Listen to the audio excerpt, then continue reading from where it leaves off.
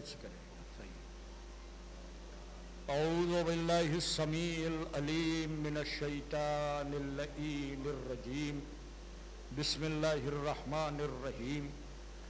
अल्हम्दुलिल्लाहि रब्बिल आलमीन वस्सलातु वस्सलामु अला अशरफिल अंबिया वल मुरसलीन सय्यिदना व नबीना व शफीना व मौलाना व मुक्तदाना बिल क़ासिम मुहम्मद सल्लल्लाहु अलैहि वसल्लम व आलिहि तय्यबीन अत्ताहिरीन अल मासूमीन अल गुर्रिल मयामीन व लअनतुल्लाहि अला आदाइहिम व मुनकिरी फ़ज़ाइलिहिम व मसाइबिहिम व गासिबी हुकूक़िहिम अजमईन मिन लैलिना हाज़िही इला क़याम यौमिद्दीन।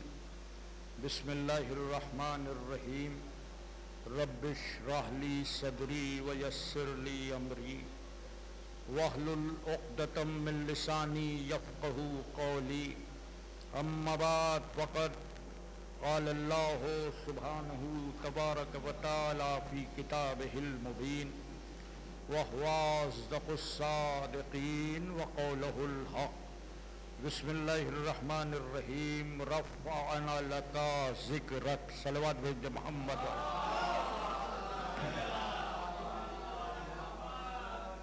ब्रदरान ईमानी, कुरान हकीम के एक फ़िक्रे से आगाज़ करते हुए कि जिसमें अल्लाह रब्बुल इज़्ज़त ने अपने हबीब की शान बाअज़मत को इन अल्फाज में बयान फरमाया कि रफ़अना लका ज़िक्रक।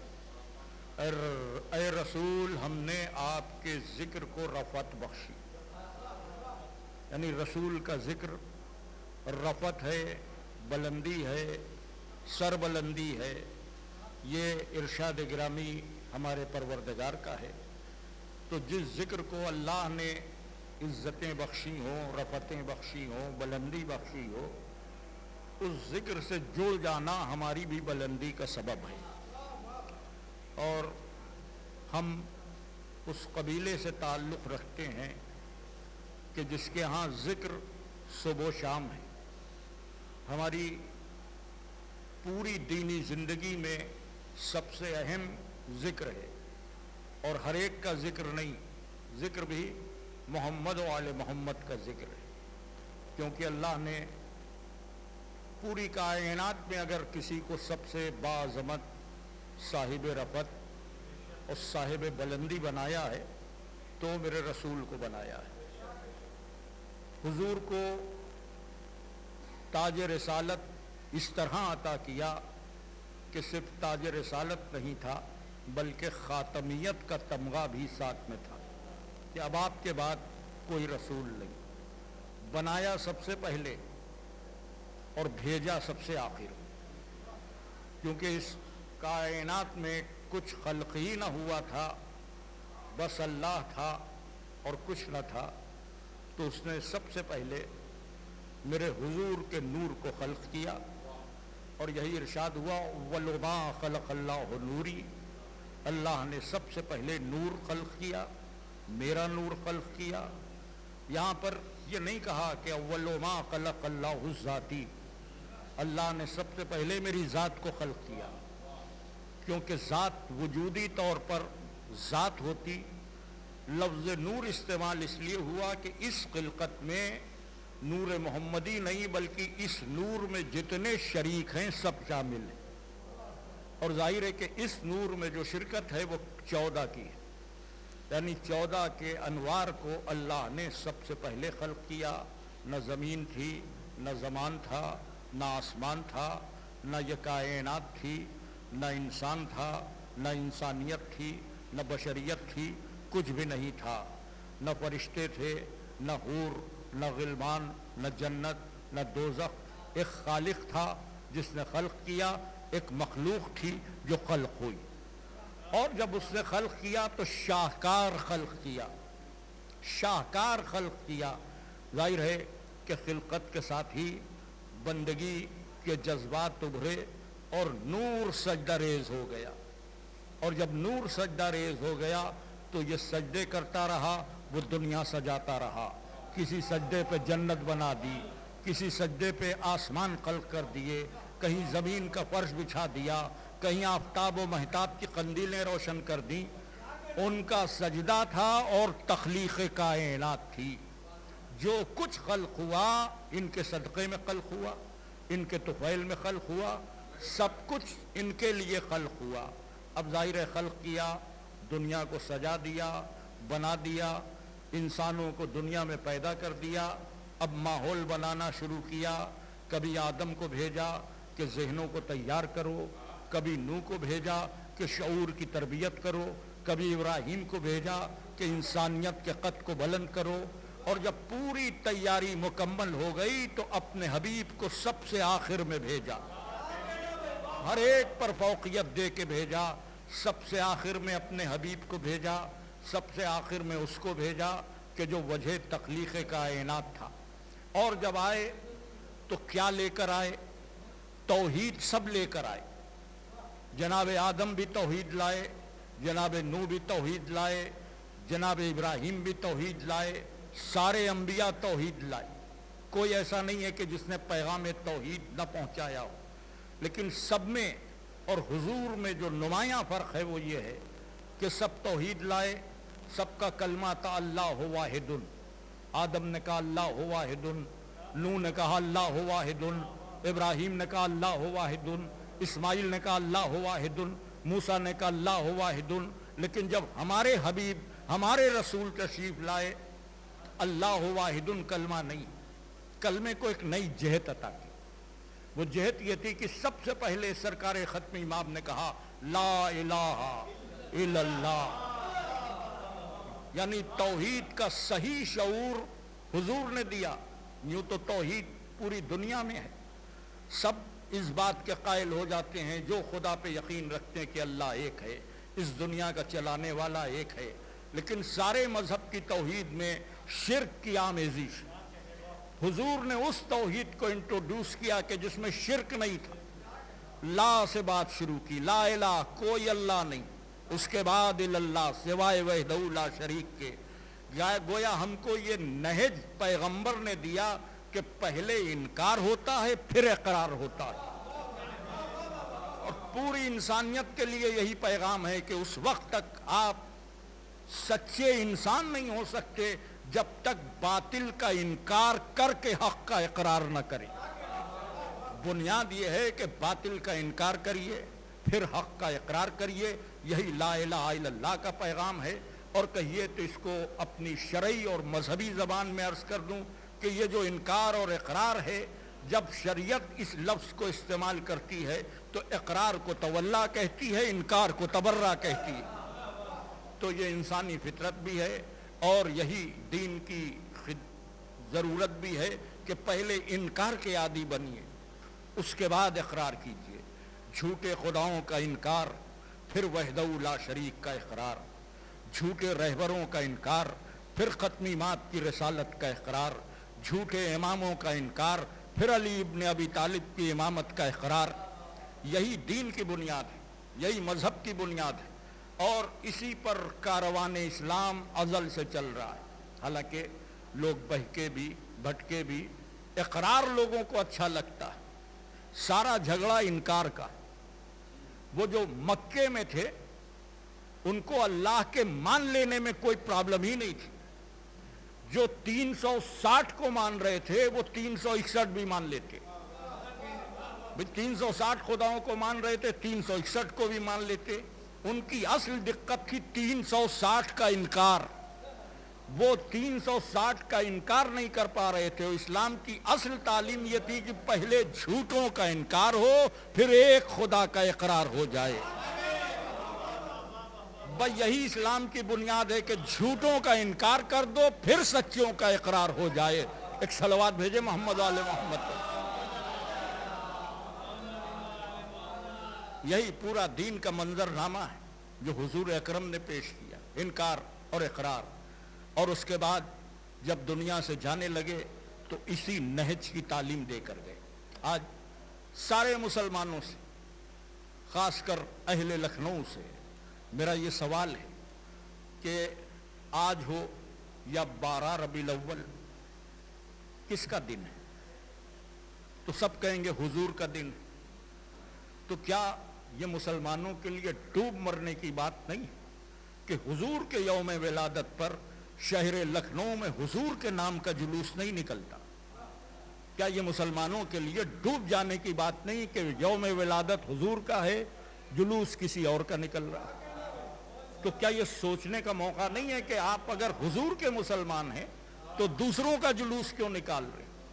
نہیں صاحب، وہ حضور کے صحابہ تھے، ٹھیک ہے، مجھے کسی صحابی سے کوئی اختلاف نہیں، بس شرط یہ ہے کہ صحابی صحابی ہو، ان کا نہیں سب صحابی۔ تو ہم نے کہا سب صحابی تو بہتر ہو ہی نہیں سکتے، صحابی ہو جائیں مگر سب اچھے ہیں، جب تک قرآن باقی ہے تب تک ایسا ممکن ہی نہیں، اس لیے کہ صحابہ میں ہی منافق بھی ہیں، اور قرآن میں سورہ منافقون اس بات کا اعلان کر رہا ہے کہ انہی کے درمیان منافق تھے، تو سب اچھے نہیں ہو سکتے۔ یہ آپ کی دقت نظر ہے کہ پہچانے کہ مومن کون ہے، منافق کون۔ ان کا نہیں، صحابی وہ ہے کہ جو ایمان کی حالت میں رسول سے ملے۔ ایک ڈیفینیشن آئی کہ جس نے ایمان کی حالت میں رسول سے ملاقات کی اور ایمان کی حالت میں مر گیا، بالکل آپ کی ڈیفینیشن ہم نے مان لی۔ حالت ایمان میں رسول سے ملاقات ہوئی چاہے ایک بار ہو، حالت ایمان پہ مر گیا، ٹھیک ہے، وہ صحابی ہے، لیکن یہ مر گیا حالت ایمان پہ، کس تھرمامیٹر نے آپ کو بتایا کہ یہ ایمان پہ مرا؟ کوئی تھرمامیٹر آپ نے لگا کے دیکھا کہ فلاں ایمان پہ مر گئے، فلاں ایمان پہ مر گئے؟ یہ ایمان تو دل کے اندر کی بات ہے، آپ ایمان کس کا ہے کس کا نہیں ہے فیصلہ کر ہی نہیں سکتے۔ اور کیا بعد رسول گمراہی کے امکان نہیں ہے؟ صحیح بخاری کی حدیث پیش کر دوں اور بات کو ختم کر دوں کہ بخاری شریف میں یہ واضح طور پر آیا کہ پیغمبر اکرم جب حوض کوثر پر ہوں گے تو ایک جماعت لائی جائے گی، ایک گروہ لایا جائے گا، پیغمبر بڑھیں گے کہ یہ صحابی، تو ان کو پیغمبر کے سامنے سے ہٹا دیا جائے گا، تو پیغمبر سوال کریں گے یہ میرے صحابی؟ تو صحیح بخاری میں لکھا ہے کہ پیغمبر سے یہ کہا جائے گا آپ کو نہیں معلوم، آپ کے بعد یہ لوگ دین سے پھر گئے تھے، آپ کے بعد بدل گئے تھے۔ حدیث کی روشنی میں یہ طے ہے کہ کچھ ایسے تھے کہ جو پیغمبر کی زندگی میں ٹھیک رہے، بعد میں بدل گئے۔ آپ کیسے پتہ لگائیں گے کہ کون بدل گیا؟ کوئی معیار ہونا چاہیے۔ کیسے پتہ لگائیں گے کہ کون تبدیل ہو گیا؟ تو معیار پیغمبر ہی دے کر گئے، بس ایک معیار دیا، ایک حدیث ہے، بہقی میں بھی ہے، امام نسائی نے بھی لکھی ہے، ابن حجر مکی نے بھی لکھی ہے، ابن حجر اسقلانی نے بھی لکھی ہے، سیاہ ستہ میں بھی ہے، مسلم میں ہے، بخاری میں ہے، ہر کتاب میں حدیث، صرف ایک حدیث جو معیار پیغمبر دے کر گئے۔ کیا معیار ہے؟ کہ تمہارے درمیان دو چیزیں چھوڑ کر جا رہا ہوں، قرآن اور اہل بیت۔ قرآن اور صحابہ نہیں کہا پیغمبر نے، قرآن اور اہل بیت۔ کیوں چھوڑ کر جا رہا ہوں؟ تاکہ تم ان سے جڑے رہو اور کبھی گمراہ نہ ہو۔ تو جب گمراہی کا خطرہ ہو تو معیار یا قرآن بنے گا یا اہل بیت بنیں گے۔ اب وہ سب صحابی ہماری سر آنکھوں پر، ان کے پیروں کی دھول ہماری آنکھوں کا سرما، ان کے پیروں کی خاک ہمارے سر کا تاج، جو اہل بیت کے وفادار رہے۔ جنہوں نے اہل بیت سے بغاوت کی ان کو منافق تو کہا جا سکتا ہے، صحابی کا درجہ نہیں دیا جا سکتا۔ یا علی اللہم صلی۔ سوچئے، غور کیجئے، تو یہ بات کوئی ایسی نہیں ہے کہ آپ کی سمجھ میں نہ آئے۔ اور خدا کا شکر ہے کہ آج ایک نہیں دو خوشیوں کا دن تھا۔ سرکار ختم امام اور ان کے اہل بیت میں امام جعفر صادق علیہ الصلوۃ والسلام۔ ہماری ایک پہچان چھٹے امام سے بھی جڑی ہے، تو یہ جعفری ہیں۔ کیوں؟ اس لیے کہ فقہ جعفری پہ عمل کرتے، تو جو ہماری فقہ ہے اس کو فقہ جعفری کہا جاتا ہے، حالانکہ اصل میں وہ فقہ محمدی ہے۔ وقت نے جب गर्द व गुबार में रसूल की शरीयत को छुपा दिया, तो छठे इमाम को जब मौका मिला तो उन्होंने उस शरीयत के गुबार को हटा दिया और एक आईना दे दिया कि अब मेयार शरीयत ये है। और सिर्फ एक हमारी बात नहीं, सारे मुसलमानों की गर्दनों पर हमारे छठे इमाम का एहसान, सारे, क्योंकि फिक़ी तौर पर मुसलमान 4 फ़क़ीहों को मानते हैं, 4 फ़िक़े हैं उनके यहाँ। सबसे पहली फ़िक़ा फ़िक़े हनफी है, इसके मुजद्दिद इमाम अबू हनीफा हैं। हमारे हिंदुस्तान में इस फ़िक़ा के मानने वाले कसरत से, चाहे वो देवबंदी हों, चाहे बरेलवी हों, चाहे नदवे वाले हों, सब फ़िक़े हनफी पे अमल करते हैं। फिर फ़िक़े शाफ़ी है, इसके मानने वाले आपको अफ्रीका में मिल जाएंगे। फिर फ़िक़े हम्बली है, इसके मानने वाले आपको सऊदी अरब में मिल जाएंगे, वहाबी हजरात इन्हीं को फॉलो करते हैं। फ़िक़े मालिकी है, मिस्र में इमाम मालिक का ज़्यादा दौर दौरा है। अब ये चारों फ़क़ी हैं, इन्हीं ने जो बताया है उसी शरीयत पे सारे मुसलमान अमल करते हैं। इसमें पहले इमाम अबू हनीफा, हुजूर से 150 बरस बाद पैदा हुए। तो इमाम अबू हनीफा की सीरत इसी हिंदुस्तान में शिबली नुमानी ने लिखी है, उसका नाम है सीरतुन नुमान। नुमान अबू हनीफा का नाम था, अबू हनीफा लक़ब था। तो उसमें इमाम अबू हनीफा का ये कौल शिबली नुमानी ने लिखा कि वो ये कहते थे कि नुमान हलाक हो जाता अगर 2 साल इमाम बाक़िर और इमाम सादिक़ की शागिर्दी में ना गुजारता। तो जो सरमाया इल्म उनका है, छठे इमाम का सदका है। उन्हीं के शागिर्दों में फिर इमाम शाफ़ी हैं, फिर उनके शागिर्दों में इमाम अहमद बिन हम्बल हैं, फिर उनके शागिर्दों में इमाम मालिक हैं, यानी सब एक दूसरे से मरबूत हैं। तो असल इल्म इमाम अबू हनीफा को मिला, उनसे शाफ़ी तक गया, उनसे मालिक तक गया, उनसे अहमद बिन हम्बल, और जो अबू हनीफा को मिला वो इमाम सादिक़ के तसद्दुक़ में मिला। तो सारे इस्लाम में जितनी फ़िक़े हैं सब पर इमाम सादिक़ का एहसान है, इससे कोई इनकार नहीं कर सकता। अब ये अलग बात कि हम डायरेक्ट इमाम सादिक़ से लेते हैं, आप वसीले के थ्रू लेते हैं, और इसलिए लेते हैं कि शागिर्द तो रहे मगर जब कुछ मिल गया तो मुतमद न रह सके। अलग मसनद इमाम ही के दौर में बिछा दी, बादशाह के कहने से एक तरफ वो दर्स दे रहे हैं, एक तरफ छठे इमाम। उनके दर्स में जाने वालों को पेंशन मिल रही 2 दिरहम, इमाम के दर्स में जाने वालों को पैसे लिए जा रहे हैं 2 दिरहम। वहाँ पैसा दिया जा रहा है, यहाँ पैसा लिया जा रहा है। अब वो जो सीखने वाले हैं वो सोच रहे हैं कि यहाँ से ले लो वहाँ दे दो, दोनों काम चल रहे हैं। लेकिन जो हकीकी हैं वो पैसा कमा इसलिए रहे थे कि इमाम के दर्स में जा सके। और एक साहबी थे जिनके पास एक दिन 2 दिरहम नहीं हुए, तो उनके दिल में ख्याल आया कि चलो आज इमाम अबू हनीफा के दर्स में बैठते हैं, उनसे ले लेंगे 2 दिरहम और यहाँ ला के दे देंगे। लेकिन घर से निकले, फिर लौट आए, उन्हें अच्छा नहीं लगा कि हम इमाम के ग़ुलाम होकर 2 दिरहम ही सही, उसके लिए हम अबू हनीफा के एहसानमंद क्यों। लौट आए। दूसरे दिन उनको 2 दिरहम जब कहीं से दस्तयाब हुए और वो इमाम के यहाँ पहुँचे तो इमाम ने पूछा कि तुम कल नहीं आए थे? तो उन्होंने कहा मौला आप तो बेहतर जानते हैं। तो इमाम मुस्कुराए, कहा हाँ जानता हूँ, ये भी जानता हूँ कि घर से निकले थे। अब उन्होंने शर्मिंदगी में सर झुका लिया। कहा ये बताओ कि कितनी दूर गए थे?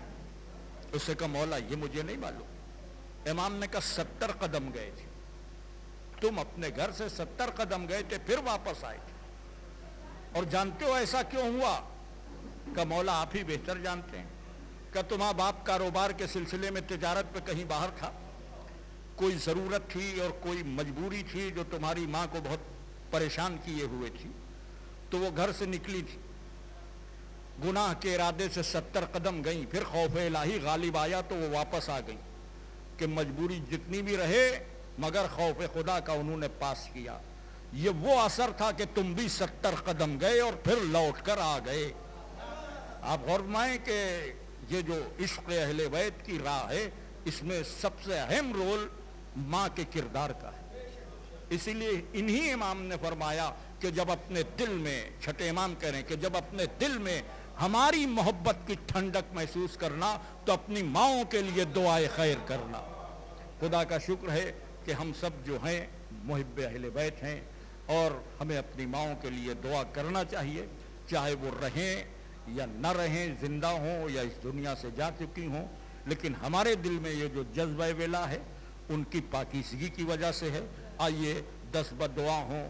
آج کی اس عظیم تاریخ کا واسطہ میرے پروردگار، میرے معبود، تجھے سرکار ختمی بات کی عظمتوں کا واسطہ، تجھے امام صادق کی رفتوں کا واسطہ، ہم میں جو پریشان حال ہیں ان کی پریشانیاں دور کر دے، جو بیمار ہیں انہیں شفائے کامل عطا کر دے، جو بے روزگار ہیں انہیں صاحب روزگار کر دے۔ دعاؤں میں سب سے بڑی دعا یہ ہے کہ ہم پر توفیق مسلسل نازل ہوتی رہے، ہم جب تک زندہ رہیں عشق اہل بیت میں زندہ رہیں، جب ہمیں موت آئے تو عشق اہل بیت پر موت آئے۔ اے میرے معبود، اے میرے پروردگار، اس کو بھیج جو وارث رسول ہے، امام کے ظہور میں تاجیل ہو، ہم سب کا شمار ان کے آوان و انصار میں ہو۔ بہترین تقریر ہمارے غلام حسن صدف صاحب کر رہے تھے۔ اب میں گزارش کر رہا ہوں سید حسن کوثر صاحب سے کہ وہ آئے، مائک کے پر تشریف لے آئے۔ سید حسن کوثر صاحب اگر میری آواز کو سن رہے ہیں تو وہ آ جائے۔ ہماری انجمن دست حسینی کے ممبران نے